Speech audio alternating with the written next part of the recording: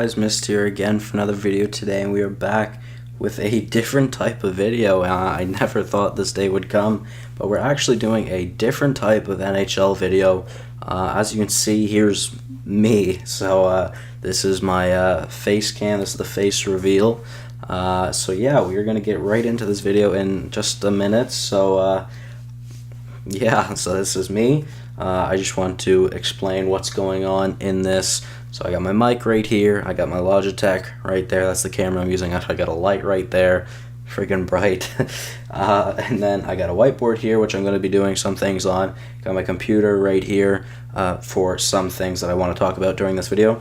Obviously, by the title of this video, you have an idea of what it's going to be about.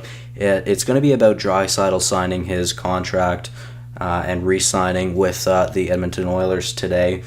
Technically, it happened yesterday. It's currently 4:09 a.m. at the time of recording this. It did happen yesterday. So we're going to get right into this, and we're going to talk about some things. So the Edmonton Oilers re-sign Leon Draisaitl. A main reason why I wanted to start these types of videos was because Draisaitl is my favorite player. Obviously, he just got re-signed to a pretty big contract, so I did want to talk about this for a little bit. So Draisaitl, he is going to be worth, one second, Leon Draisaitl. It's hard to write like that. So Leon Draisaitl, he's getting paid $68 million overall. That's how much he will be getting paid over the next 8 seasons. So 8 years for the next 8.5 million for the next 8 years. So 68 million is a lot of money, obviously. That is the next 8 seasons though, and it starts this season upcoming. So that means that he could be one of the most expensive players in the league. He's probably around top 15, top 20 most expensive players in the league. And another thing I'm going to talk about is McDavid's contract, and also some other things in this video about other forwards.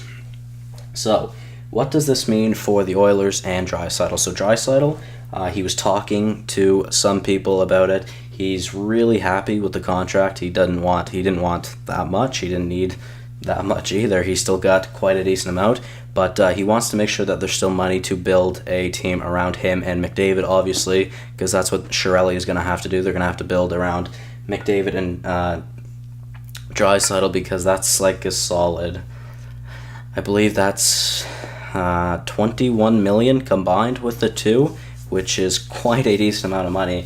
And I'm going to talk about their cap situation here in a second. So right now they currently have 8.3 million in cap space. So they have plenty of cap space still. That's including Draisaitl's new contract. McDavid's new contract doesn't get active till next year. So if really, they'd be 4 million over the cap space with McDavid's contract. So they got a lot of clearing up to do. They also got some players that they need to re-sign next year. They need to re-sign Ryan Strome. They need to sign Mark Letestu, Patrick Maroon, Jussi Jokinen, Anton Slepyshev, Drake Coaguila, Mark Fane, Matt Benning, Darnell Nurse. So they got some re-signing to do next season as well. So they're going to have to make some room, obviously, to build around those two, because 21 million-ish is a lot of money. So what does that mean for the Oilers? I still think the Oilers could do it. Chiarelli, obviously, is a very good general manager. He's won a cup with Boston before. He's made winning teams before, so he can do it again. Contract space, they have 48 out of 50 contracts, so they're pretty good there. But cap space, I don't know. It could be very close. Maybe they bargained too much for Draisaitl and McDavid. As two players getting 21 million, that is quite a lot of money. So I do want to talk about another thing though. He is 21 years old. What does that mean? He's 21 years old. That means he will be getting paid till he's 29 years old, which is like the 2025 season is when he'll have to get re-signed again. He'll be 29 by that time, 29. So that's a lot of money. Whether I don't think he'll ever be traded, but Chiarelli has done some crazy things in the past. But McDavid and Draisaitl are the two players that they are building around, so they're going to need to fix their team around them. Like I said, they have a lot of re-signing to do next year. It's very interesting to see what they will do, but only time will tell. So, now another thing I want to talk about, there's a lot of teams that get paid quite a decent amount. So there's two duos, I want to say, in general that get paid a decent amount. Crosby and Malkin, and also Taves and Kane. So other teams in the NHL have made winning teams around two forwards that are getting paid 8.5-ish plus million. So Draisaitl and McDavid are going to be about 21-ish million combined. What does that mean? That's still very much. That's also what Kane and Taves are going to be making, or what they are making. They're making 10.5 each per season. That's 21 million. That's still a lot of money. Also, Crosby and Malkin, 8.7 for Crosby, 9.5 for Malkin. Still a lot of money too. That's 18.2 million. So that's still a very big cap hit for the two. So Crosby and Malkin, they get paid a decent amount. So Crosby and Malkin, and then Kane and Taves. 1 second. Kane and Taves make 21 million as well. So that's a very decent amount of cap space. Obviously, since Kane and Taves have made or done those new contracts, they haven't won a cup since, but still they have been proven to make a very good team. Duncan Keith and Brent Seabrook and Corey Crawford are big cap hits to them, and that kind of does affect some things, especially Seabrook. Seabrook's getting paid like 5.8 over the next like 4 or 5 seasons, which is kind of crazy. He's like 33 at this point, so it's very interesting. I don't know. But another thing I do want to mention, though, like I said, McDavid's contract doesn't start till next season. So let's just see. Draisaitl. So we'll have Draisaitl,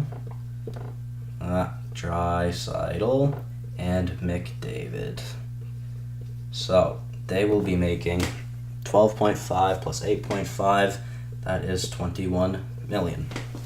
So they will also be making 21 million, same as Kane and Taves. Whether Chiarelli can make everything work out with them, hopefully.